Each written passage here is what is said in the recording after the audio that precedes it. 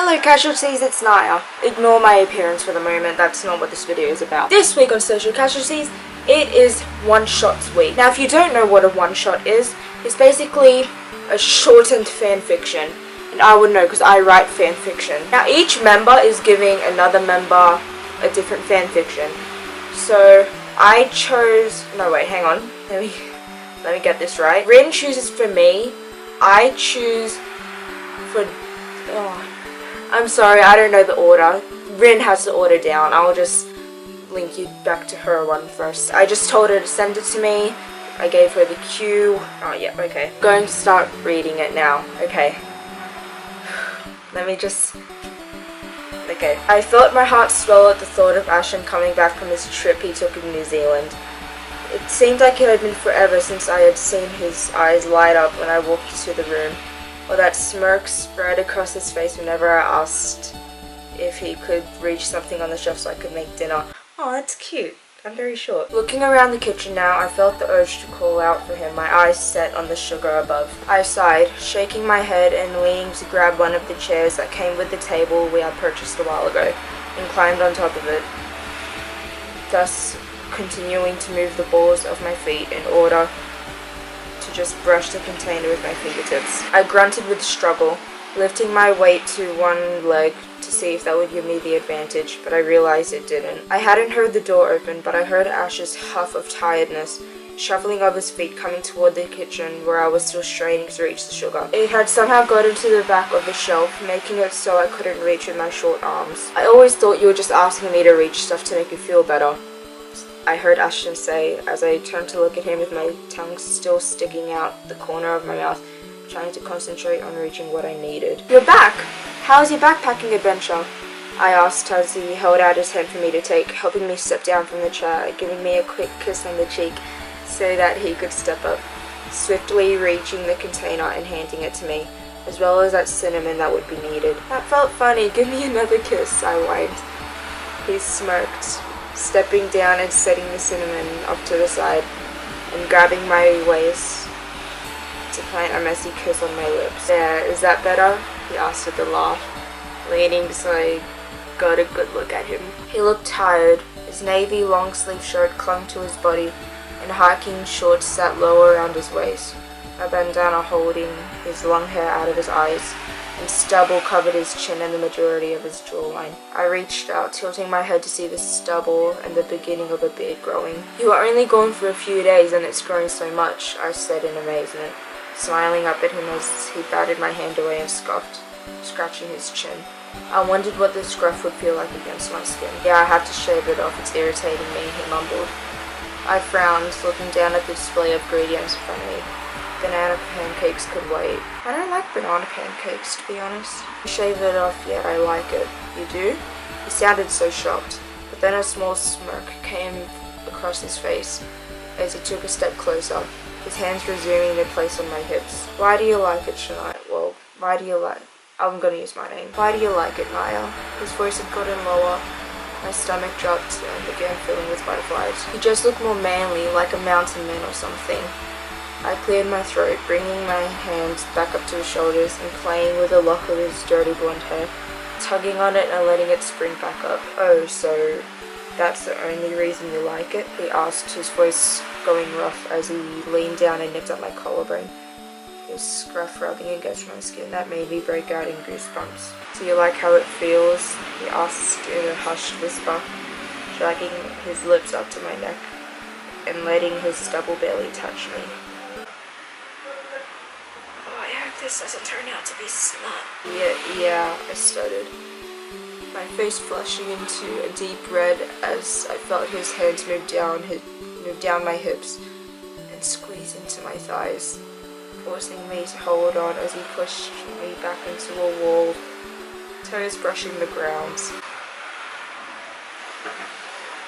He knelt, making sure my legs were spread enough to leave room for him, as he tugged my shirt up, breathing heavily on my stomach and looking up at me. His hair was a mess. Did I mess it up? I couldn't remember what I had done. But as I brought my arms up to help him remove my shirt, I didn't care. This is so smart. Why? He kissed slowly, watching my reaction as the stubble continued to run against the skin of my abdomen, nipping lightly to make me jump in surprise. I squeaked, making a smile spread across his face, and a chuckle come from deep in his throat, vibrating my whole body. Steady, baby. This is so smart. You sent me smart. Oh god, do I have to continue? How much is left? Oh, that's a lot. Oh god, okay. His fingers reach into the waistband of my shorts, slowly starting to wiggle the fabric down and kiss right below my belly button. Not there. I sighed in pleasure, smiling intently at the thought that Asher was finally home and that he had missed me as much as I had missed him in more ways than one. This is terrible.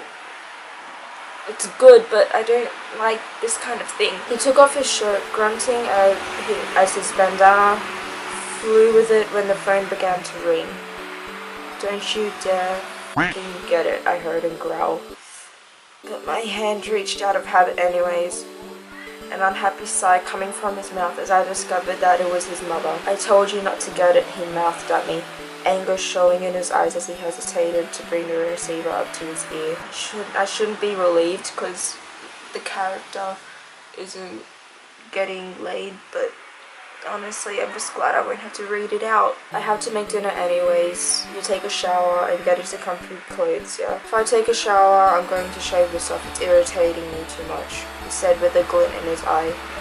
Could he get me to give in for his stubble?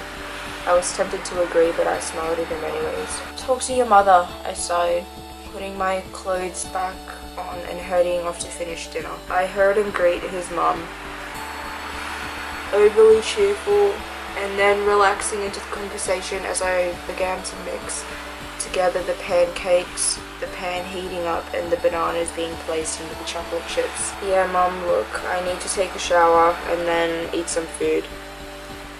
Yeah, Naya's making breakfast for dinner, so I think pancakes. Yeah, okay, love you too. Say hi for me. Bye. Ashton ended the conversation, and then the only sound was the sizzling of the pan, the shuffling of my feet as I moved back and forth between the pan and the bowl. I bent over, looking for plates to dip up the food onto, when I felt Ashton come up behind me, clicking off the stovetop as his hand landed heavily on my hips. Whoa, Ash, you scared me, I said, standing up, holding the plates to my chest, and looking around to see his tired eyes. Oh no. Okay. Come take a shower with me, he asked, eyes wide with hope, and his hands tightening around my waist. I've missed you, baby, please. I gave a short nod, setting the plates down and kissing him on the cheek, feeling the stubble scratch me slightly as I grabbed his hand and led him to the bathroom. You want to shave first? He nodded, eyes drooping as he leaned down to the cabinet below the sink for the shaving cream and razor, setting them on the counter and sighing. Babe? I turned to him from my seat on the edge of the tub, raising my eyebrows. I'm too tired to do all this, but it's really itchy. You shave your legs all the time and don't have any cuts. He trailed off, looking at me hopefully. I'll help you, don't worry, I said quietly, laughing a little when he lifted me up onto the counter next to the sink, getting the shaving cream on his hands and then on his face. I brought a towel into my lap and asked how he usually shaved his face. He made motions pointing to the parts that he didn't bother with, and then leaned his hands on either side of me, eyes staring at me half closed. As I began working my way from one cheek to the other, his eyes started closing, breathing through his nose began getting heavier.